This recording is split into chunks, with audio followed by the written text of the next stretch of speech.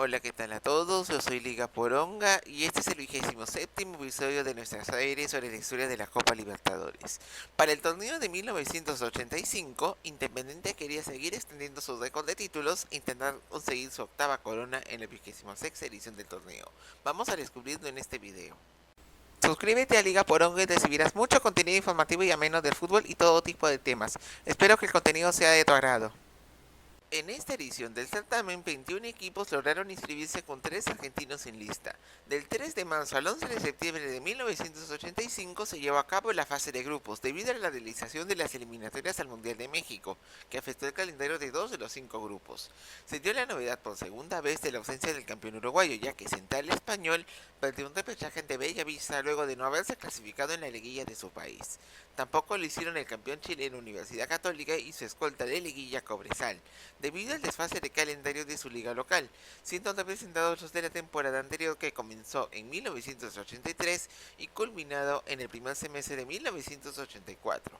Una de las novedades de la competición fue establecer un mínimo de 18.000 espectadores en los estadios que quisieran albergar partidos del torneo, lo que trajo problemas en algunos de los participantes. El grupo 1 fue el de la muerte y por primera vez juntó a argentinos y brasileños. Iniciaron Fluminense y Vasco da Gama y el paraguayo Julio César Romero adelantó con doblete al Flu. Roberto Dinamiti descontó y Leomir de penal adelantó al tricolor. Este duelo de ritmo rápido fue igualado por un doblete de Nene Santana. A los 3 días los argentinos se enfrentaron en el estadio de Vélez Sarsfield, donde el debutante Argentinos Juniors jugó como local contra Ferrocarril Oeste. Aunque la lluvia dificultó el juego, Esteban González marcó para el triunfo del Expreso Oeste. El Bicho visitó Río de Janeiro, donde primero jugó contra Vasco da Gama en Sao Januario. Mauricinho atajó al gigante de la colina, pero los goles de Carlos Hereros y José Pepe Castro permitieron a argentinos recuperarse y ganar. 3 días más tarde se trasladaron al Maracaná para enfrentarse a Fluminense. Aquí hubo 3 jugadores expulsados, pero Miguel Ángel Leme marcó para la segunda victoria seguida del equipo de la Paternal. Pasco fue recibido por Ferro en Caballito el día siguiente. El equipo dirigido por Carlos Timoteo Grigol logró la victoria en su propia casa gracias al tanto de González, lo que lo convirtió en líder de grupo. La visita acabó con 10. El equipo de Antonio López visitó a Argentinos en Liniers 3 días después. Claudio Borgi adelantó al campeón del último torneo metropolitano. El autogol de César Mendoza y Silviño remontaban, y Andreando Menech lo empató. Dinamite criticó el trato cordial de los árbitros con los argentinos luego de que hubiera 2 expulsados en este juego. En su quinto partido, los dirigidos por José Yudica visitaron a Ferro en Caballito. González otorgó la ventaja al equipo de Rigol, pero la victoria de Argentina fue posible gracias a los goles de José Pavoni y Boldi, así como el autogol de Héctor Cooper. La vuelta entre los cariocas Vasco da Gama y Fluminense terminó con igualdad sin goles. Al tricolor le tocaba viajar a Buenos Aires, donde se enfrentó primero a Ferro en Caballito. El penal de González permitió que el equipo verde ganara y se escolte de argentinos a 3 unidades. El cuadro de la Paternal se enfrentó en su próximo juego a Fluminense y el resultado le fue favorable. El gol de Mario Videla hizo que el campeón brasileño quedara eliminado. En el Maracaná, el Flu se despidió recibiendo a Ferro, con quien igualó a 0 y le dificultaba su pase. Esto se debe a que su último partido tenía que estar ante Vasco en Sao Januario. Sin embargo, Ferro logró igualar en puntaje argentinos gracias a los goles de Oscar Acosta y el penal de González.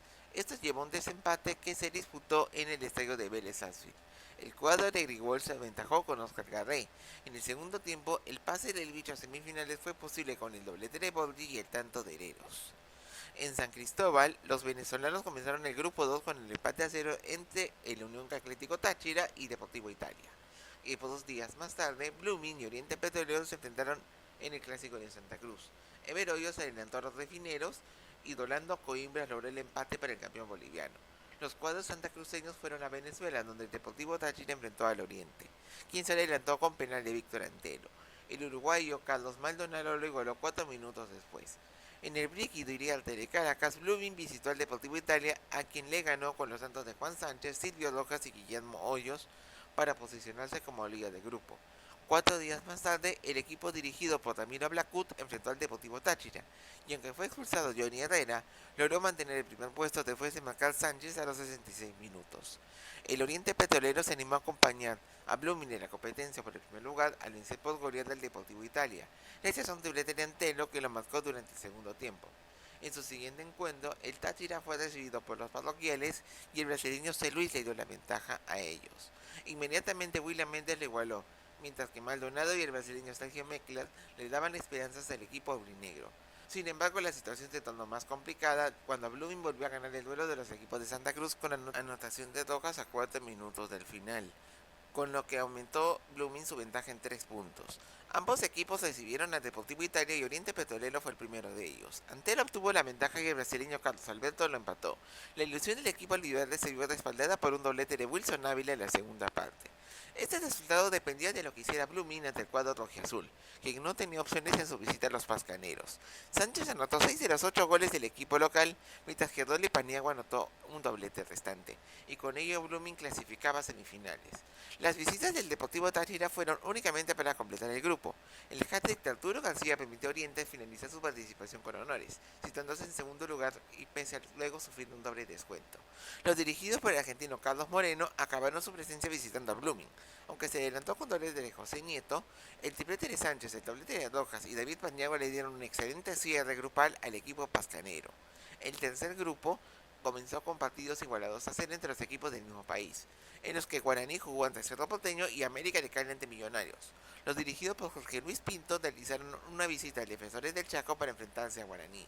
El aborigen ganó gracias a los goles de Rolando Chilavert y Buenaventura Ferreira. Días más tarde, Millonarios se enfrentó a Cerro Porteño y logró el empate a 0. El Ciclón de Barrio Obrero hizo el mismo resultado en su duelo contra el América de Cali. 2 días más tarde, los Escarlatas visitaban a Guaraní, quien con gol de Isidro Sandoval tomó la ventaja. Antes del final del partido, Hernán Darío Herrera logró empatar para el América. En su siguiente partido, la Mechita visitó a Millonarios y logró una nueva igualdad a 0. En Asunción, Cerro Porteño jugó contra Guaraní, y los goles de Javier Villalba, quien posteriormente fue expulsado, y Alfredo Mendoza le daban la ventaja. Gaspar Mercado aseguró el triunfo del Ciclón previo a su viaje a Colombia, a donde partió como líder de grupo. Primero se trasladó a Cali para enfrentarse al América, quien lo venció gracias a los goles de Luis Reyes y Willington Ortiz, lo que le permitió tomar el liderazgo del grupo, un punto por encima del equipo de Cayetano Rey. Millonarios jugó luego en el Campín contra Guaraní con la esperanza de seguir con chances. Resultó victorioso gracias a las anotaciones de Norberto Pelufo, Arnoldo Iguarán, Juan Gil, el argentino Juan Gilberto Funes y Wilfredo Rincón como local. En la última jornada, América enfrentó al equipo de Juan Ángel Romero, que había sido eliminado, y que lo venció con los goles de Reyes y el autogol de Jerónimo Velar. Aunque se preocupó por el descuento de Oscar Jiménez, la Mechita volvió a meter su nombre en semifinales. Ello hizo que la victoria de Cerro Porteño contra Millonarios fuese inútil, debido a la necesidad de que la América perdiera en su partido para favorecerse. Lo cierto es que los goles de Jorge Amado Núñez y Daniel Rashle lo colocaron en el segundo lugar del grupo. Los uruguayos iniciaron la acción del grupo 4 con el duelo entre Bellavista y Peñarol.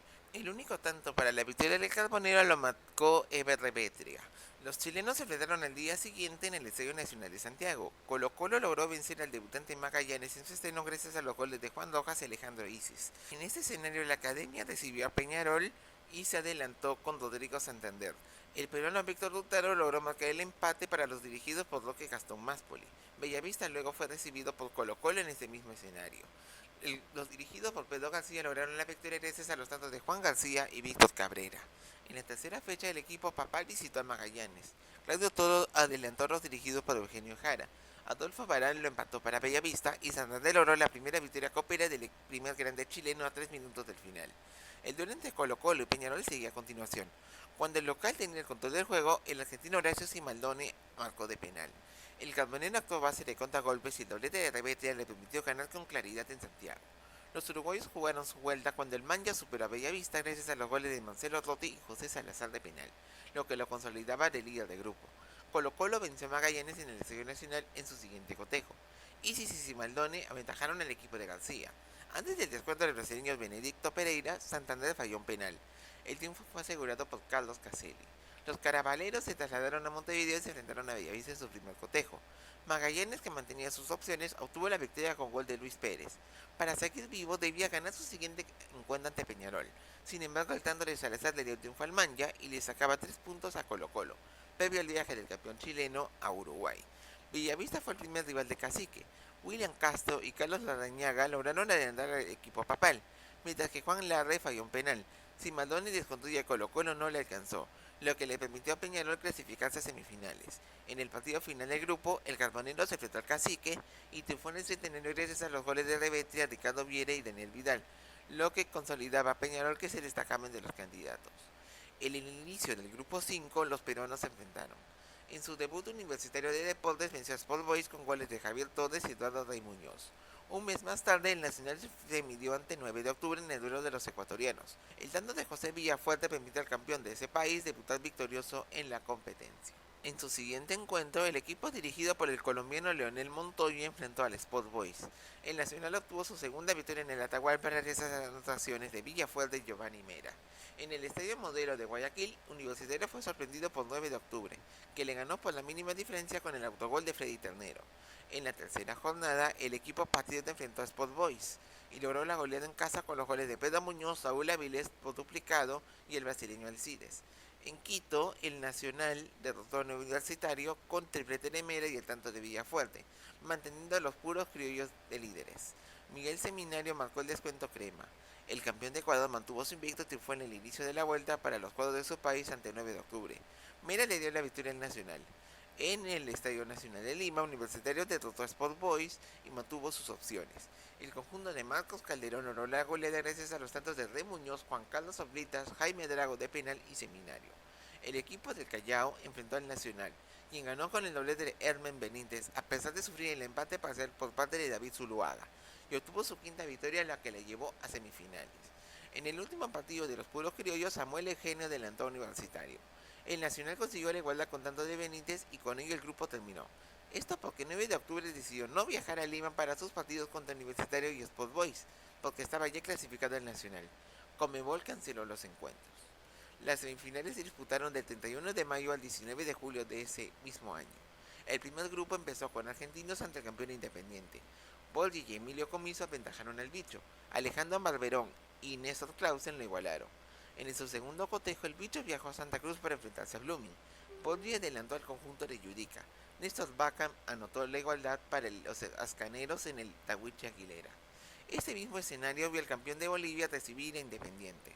David Paniagua adelantó a Blooming y el empate marcado por Claudio Marangoni ponía a los 3 equipos igualados con 2 puntos. El cuadro de Blackwood visitó Buenos Aires para sus 2 compromisos finales.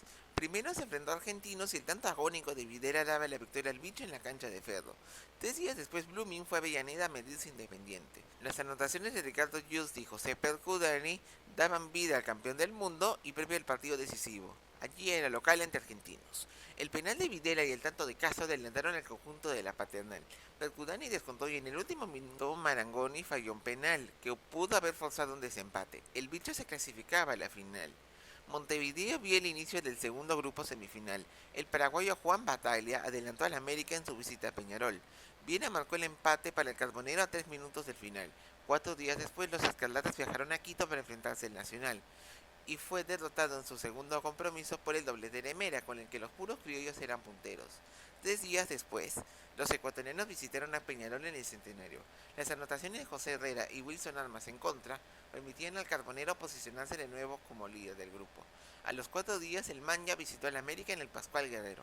El conjunto de Ochoa impuso su localía y goleó con los tantos del argentino Ricardo Gareca y los paraguayos Roberto Cabañas por duplicado y Bataglia para igualar en puntaje. Peñarol disputó su último duelo del grupo visitando al Nacional en Quito. Precisaba de triunfar para seguir con vida. No obstante, los tantos de Mera y Villafuerte lo dejaban fuera del torneo. El Nacional era puntero antes de su duelo final ante el América en Cali. No obstante, no pudo con el poder goleador de la Mechita, que con las anotaciones de Cabañas, Gareca por partida triple y Ortiz lograba meterse por primera vez a la final. La serie decisiva entre Argentinos y América fue prevista para el 17 y 22 de octubre de 1985. Fechas previstas por los colombianos que argentinos aceptaron a cambio de un sorteo de localías. El encuentro inicial se llevó a cabo en el Estadio Monumental de River Plate bajo el arbitraje del paraguayo. El escenario se decidió por razones de aforo. El bicho atacó constantemente a una Mechita que se mostró precavida. Al minuto 40, Comiso anotó el único tanto del encuentro. Después América demostró determinación y el ganador del Metropolitano no pudo superar su lentitud. El brasileño Luis Carlos Félix fue el juez principal del partido de vuelta disputado en el Pascual Guerrero. Se abrió la cuenta a los 3 minutos de juego. Después el equipo de la Paternal pasó a dominar el encuentro y tuvo una gran influencia territorial en el resto, lo que lo llevó al argentino Julio César Falcioni hacer la figura y controlar sus ataques. Poldi tuvo la ocasión más clara del encuentro y el América detuvo sus ataques, lo que podía haber aumentado el marcador, sin embargo no logró hacerlo. Esto implicaba que por primera vez en 4 años se tenía que jugar un desempate. El partido se llevó a cabo 48 horas después en el Defensores del Chaco de Asunción, lo que iba en contra de la regla que requería que se llevara a cabo un día después de la fecha de la vuelta. Es decir, que debería haberse llevado a cabo el 25 de octubre en vez del día 24. Pepe Castro y Hereros no estaban presentes por el bicho por lesión. El árbitro fue el chileno Hernán Silva. Comiso marcó primero con un remate de izquierda y 4 minutos más tarde Gareca de cabeza dejó el encuentro en igualdad. En el segundo tiempo la situación fue equitativa, no haberse roto la igualdad se jugó un tiempo extra. Como allí este empate persistió, se jugó una tanda de penales luego de 8 años. Los primeros 4 remates fueron goles. Anthony de Ávila finalizaba la serie inicial para la mechita, pero Enrique Vidallet detuvo su disparo en derecha. El árbitro consideró que el partido había terminado debido a que el tiro de Videla no había sido ejecutado. Luego el referee se rectificó y le permitió a este jugador hacer su disparo, el cual terminó el gol y ahora sí finalizaba el encuentro. Argentino sostuvo el mayor hito de su historia en su debut internacional. Con grandes jugadores y una forma renunciable de sentir el fútbol, con toque y buen juego, lo hizo de la manera que mejor conocía. Otros jugadores destacados en la plantilla incluyeron a Carmelo Villalba, José Luis Pavoni, Sergio Batista, el estadounidense Renato Corsi, el panameño Armando Deli Valdés, Jorge Holguín, Juan José López y Jorge Pellegrini. Ese año fue el más exitoso para el cuadro de la Paternal, ya que mes y medio antes de su coronación continental se había coronado campeón de la última edición del torneo nacional al vencer a Vélez Sarsfield en 2 finales. Esto gracias a una oportunidad extra que tuvo como vencedor de la ronda de ganadores, ya que ese torneo se jugó en formato de doble eliminación. Además, al finalizar ese año, el bicho se encontraba en el 4.º puesto de la temporada vigente de Primera División, que cambiaba de estación a la europea. En la Copa Intercontinental disputada en Tokio en diciembre, Argentino superó el favoritismo del campeón europeo Juventus al estar 2 veces arriba en el marcador y forzar los penales. En ese momento, Juventus consiguió el título mundial gracias a un penal hecho por el francés Michel Platini, en un duelo que fue muy emotivo y en contraste con la forma trágica en que los italianos calificaron al encuentro en Heysel meses atrás. En diciembre de 1986, el bicho participaba en la Copa Interamericana visitando al Defense Force en Trinidad y Tobago. Allí ganó con tanto de Deli Valdés en el Estadio Nacional de Puerto España. Argentinos arribaba a la siguiente edición con la intención de obtener el bicampeonato. Sin embargo, otros equipos importantes buscaban la corona continental, algo que te explicaremos en el siguiente video. Espero que les haya gustado este video y gracias por tu sintonía. No te olvides de darle me gusta y suscribirte a Liga Poronga. Créeme que me ayudarías bastante haciendo ello. Puedes revisar también todos los videos anteriores de esta saga de la historia de los mundiales y coméntame también sobre tus sensaciones de esta competición. Saludos a todos y nos vemos en el siguiente video.